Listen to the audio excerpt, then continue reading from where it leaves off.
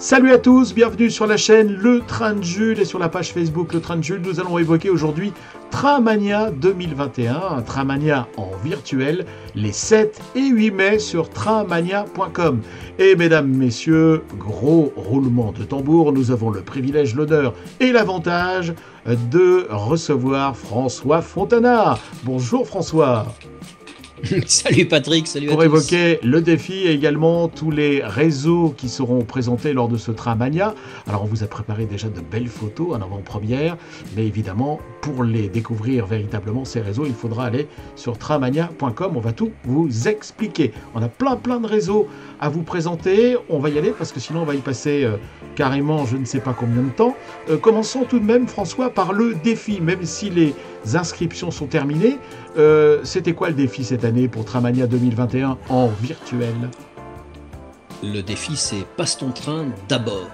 Alors, passe ton train d'abord, c'est quoi? Eh bien, c'est simplement que, comme tout bon réseau, tous les gens qui auront participé à la compétition, ce qui n'est pas une compétition d'ailleurs, mais tous les gens qui auront participé à la création de ce réseau, eh ben, vont voir leur autorail qui va traverser tous les réseaux comme ça, tous les modules les uns derrière les autres. Extraordinaire. Et pour ça, on fait comment? Eh ben, c'est simple.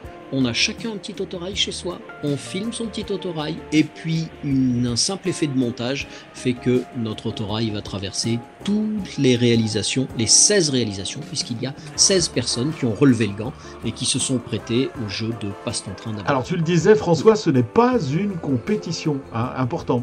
Non. Oui, important. Ce qui est important dans ce genre de choses-là, c'est de se faire plaisir, de s'amuser et de relever le défi. Le défi, il est ultra simple. Vous prenez un demi-format A4, 10 de large, 29,7 de long, et là-dessus, vous posez un petit bout de voie en HO étroit. Vous imaginez le décor le plus absolument fantastique possible en tenant compte des votes des internautes qui auront décidé pour vous ce qu'il devra y avoir sur votre petit morceau de réseau.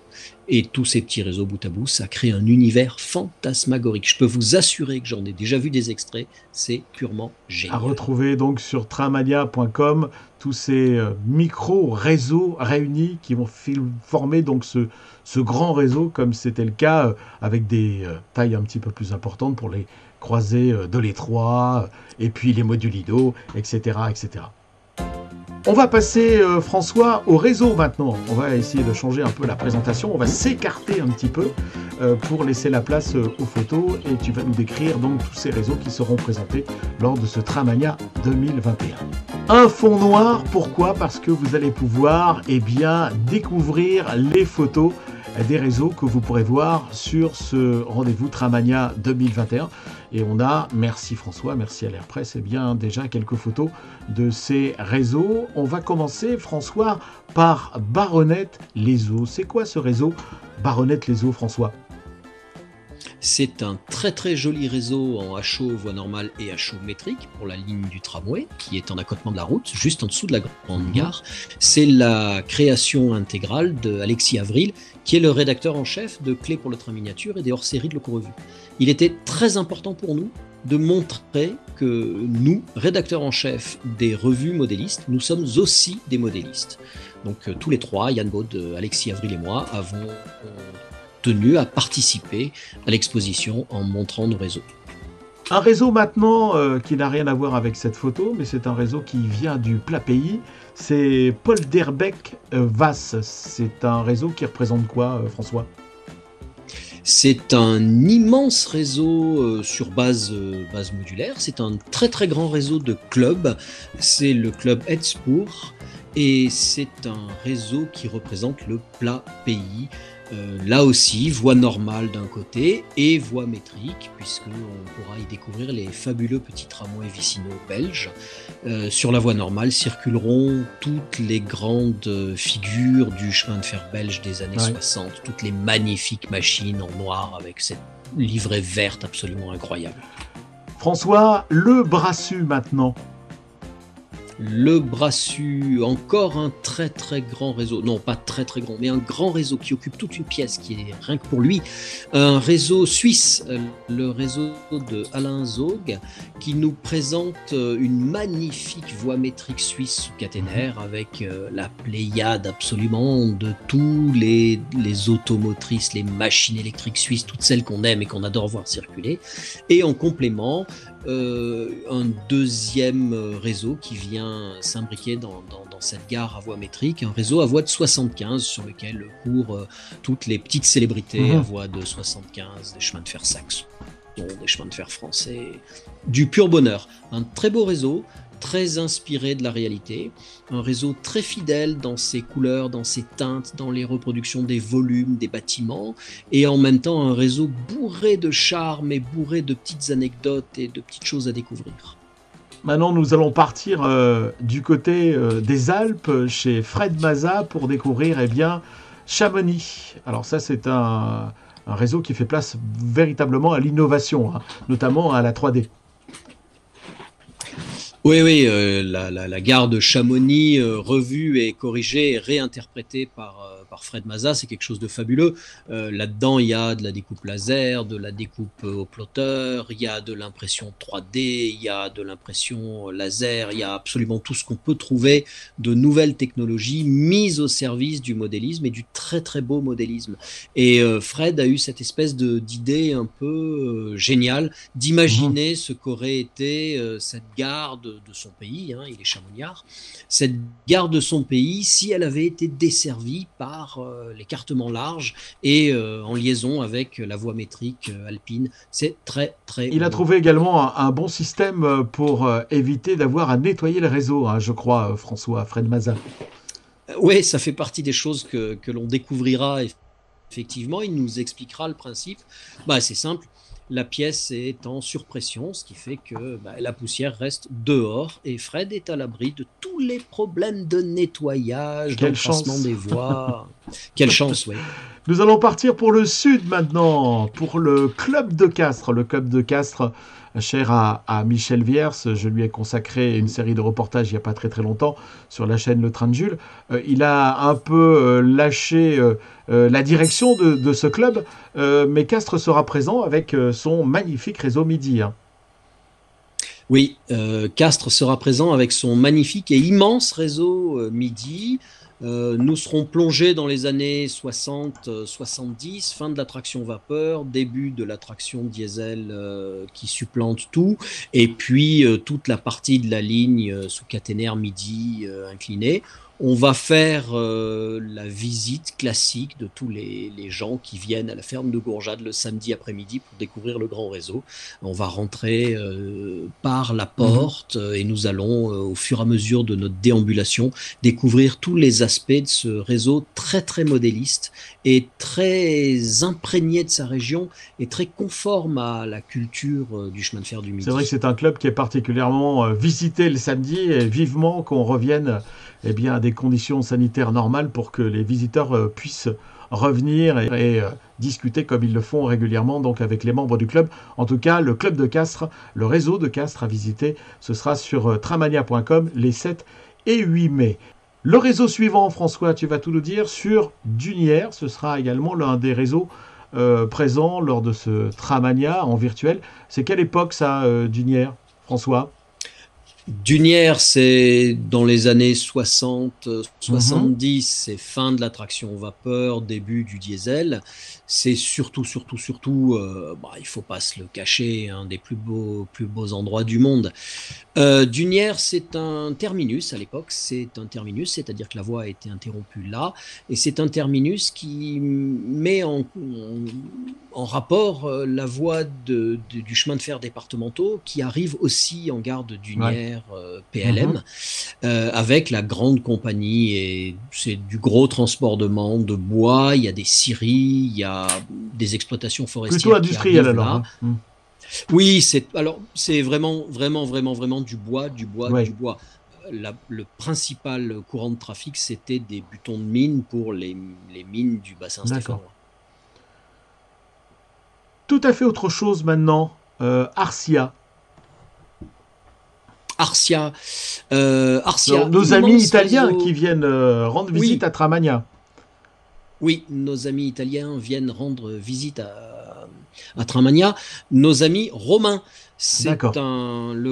le Gruppo Fermodelismo della Tartaruga est un gros club romain qui présente un grand réseau modulaire qui représente plusieurs aspects géographiques et architecturaux du centre de l'Italie, on va dire, mais surtout sur lequel ils font rouler un florilège de matériel Mhm. italien dans des compositions exactes. C'est leur grand truc. Ils ont donc décidé de nous proposer une double prestation. Le vendredi, nous aurons des circulations de l'époque vapeur jusqu'à l'arrivée du diesel et de Oui. l'électricité dans les années Mhm. 60-70. Et le samedi, la journée sera dédiée aux circulations électriques et aux circulations contemporaines jusqu'aux circulations à grande Voilà, comme vitesse. ce sera le cas avec Mini World, dont nous parlerons tout à l'heure, ce sera là du grand spectacle pour ce rendez-vous Tramania pour les visites de réseau. Maintenant, le comté du Tanargue, François, là c'est une autre atmosphère, hein. Ah ouais, alors là, c'est vraiment une autre atmosphère. Alors, le comté du Tanargue, il faut savoir qu'il est encore situé dans un des plus beaux paysages de Mhm. France. Je suis pas chauvin, Non, qu'est-ce non, que tu non, veux? mais non, C'est non, comme non, ça. on ne se refait Non, pas. non, non. Non, aucunement. Donc, le comté du Tanargue, nous transportera en Ardèche.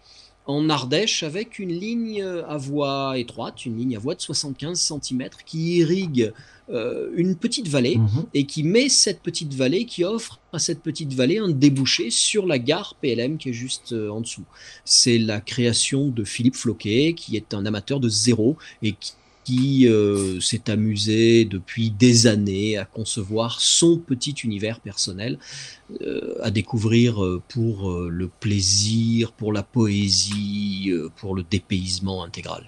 Autre réseau qu'on attend avec impatience, ce sera le réseau de Renaud Hiver, grand modéliste, mais également grand comédien. J'espère qu'il va pouvoir nous faire une imitation, comme il le fait si bien, Renaud Hiver, avec Luzi qui sera présent également à la visite en virtuel. Et alors en plus, chose extraordinaire, Renault a disposé partout les fonds de Ah décor oui. qui donnent à l'USI encore plus de profondeur, encore plus de lointain.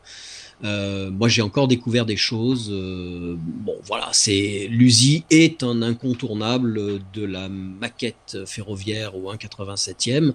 Le HO, grande gare de passage, années 60, 70, fin de la vapeur, grand train, grande rame tractée, enfin, tout pour les yeux, quoi. Autre rendez-vous réseau, ce sera le dépôt de la Pra, François, avec là, eh bien, du grand modèle, hein, concernant les motrices, Ouais, hein. là on est, ouais, là on est vraiment dans le grand modèle, puisqu'effectivement c'est du 1, Ah oui. soit du 1,32e. Ouais. Alors là, très joli réseau, euh, un ovale, un double voie ovale. À cette échelle-là, il faut beaucoup de place pour faire beaucoup Mhm. plus. Au milieu de ce double voie, au milieu de cet ovale, de ce double ovale de double voie, le dépôt de la Pra, plus quelques voies de garage de formation et des grandes rames, des magnifiques machines, tout ça est sonorisé, très mise en scène, et voilà, des grandes rames, des belles machines, des pantographes qui se lèvent, des bruits des cieux qui couinent dans les courbes, enfin, Mhm. tout le plaisir et toute la magie que l'on retrouve avec cette très grande échelle qui est le 1. Alors François, certainement le seul modéliste de Tramania 2021 qui doit être content de ne pas déplacer le matériel et de le garder à la maison. Ça évite de la manutention parce que surtout quand on a des machines Oui, comme ça, c'est vrai que ça fait à chaque fois et la location d'un camion, etc., etc. Non? et des bras pour le Oui, porter aussi, oui. exactement. On va passer à maintenant au Berlan Port à Sec. Ça, c'est un réseau que tu connais pas particulièrement, François. Hmm. Non, Non. non, Est-ce que tu j'ignore. peux nous en dire plus sur cette époque particulière que tu as choisi de reproduire?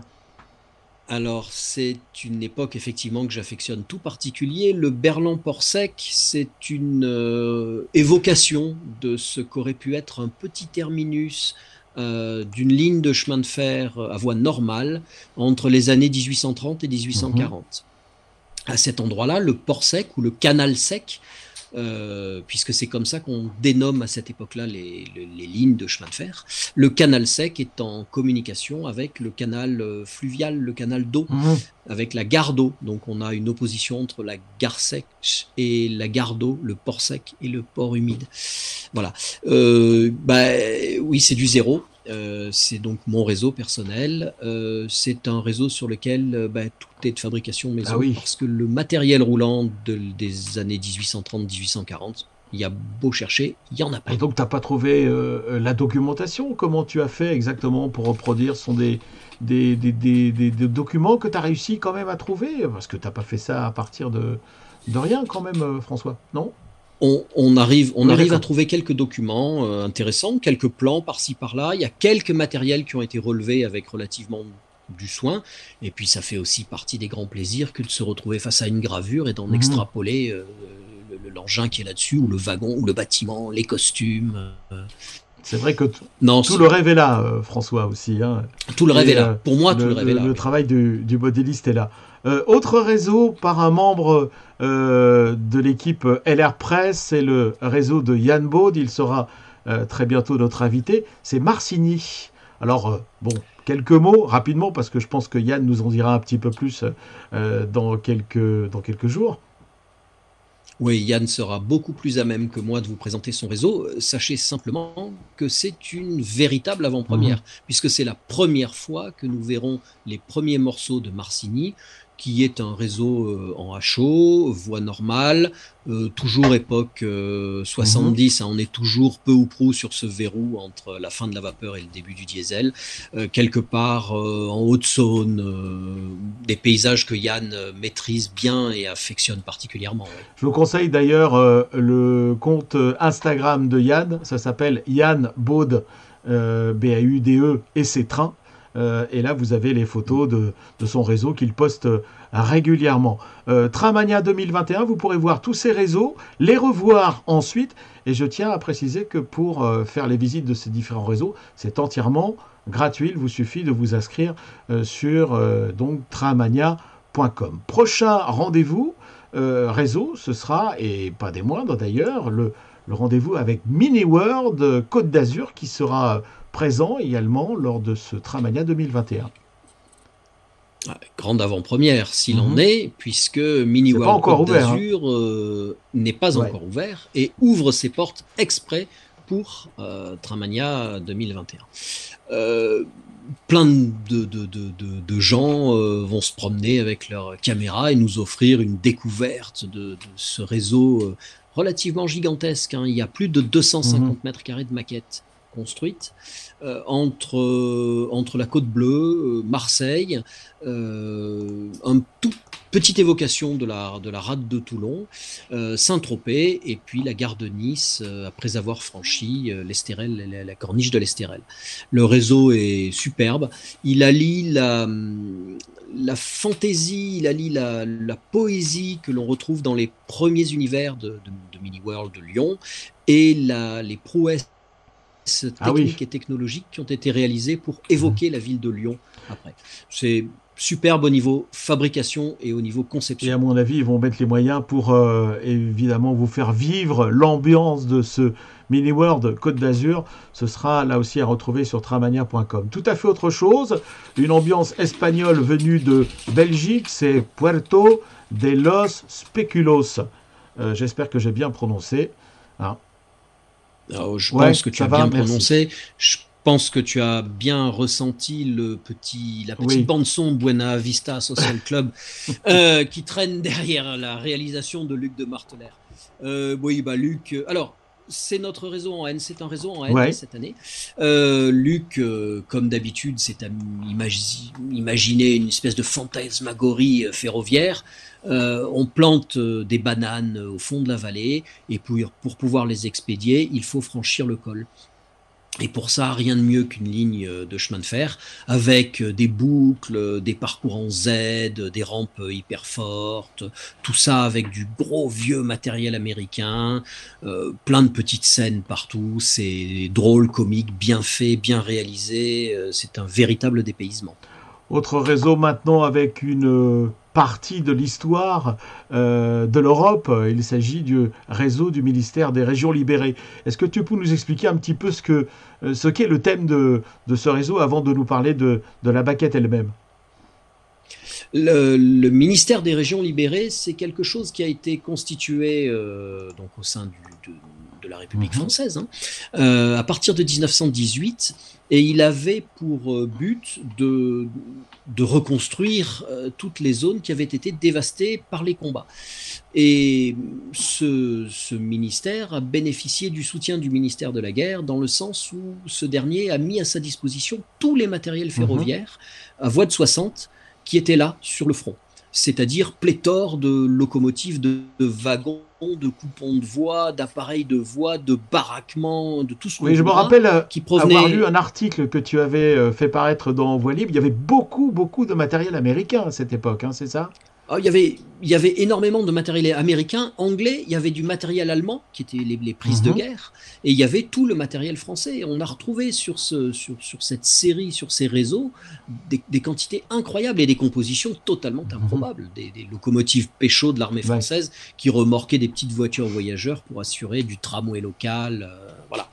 Des choses improbables et qui permettent aux modélistes de pouvoir exprimer toute une espèce de liberté ferroviaire Ah bah, incroyable. incroyable, oui. Et puis pas mal d'agriculteurs, j'avais vu, ont récupéré ces locomotives pour faire notamment le transport des fameuses betteraves, hein. Les betteraves Ben oui, sucrières, oui, oui, tout à évidemment. fait. On Tout a à fait. gardé le meilleur pour la fin, François.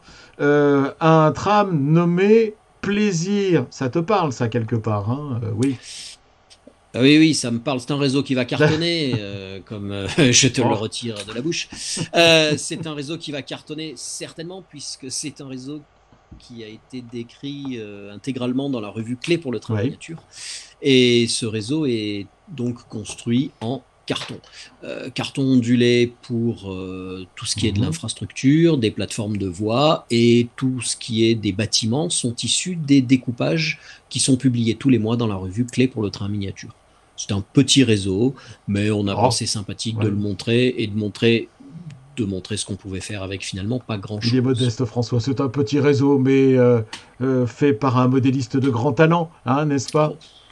Oh, oh, vous en êtes heureux aussi, mon cher.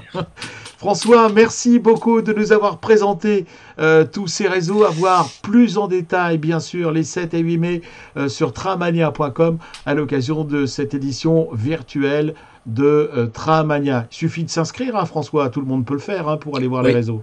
oui, oui, il suffit de s'inscrire et puis tout le monde peut le faire. Vous allez sur la page tramania.com, il y a le détail exact des heures, des horaires, des salles, de toutes les prestations.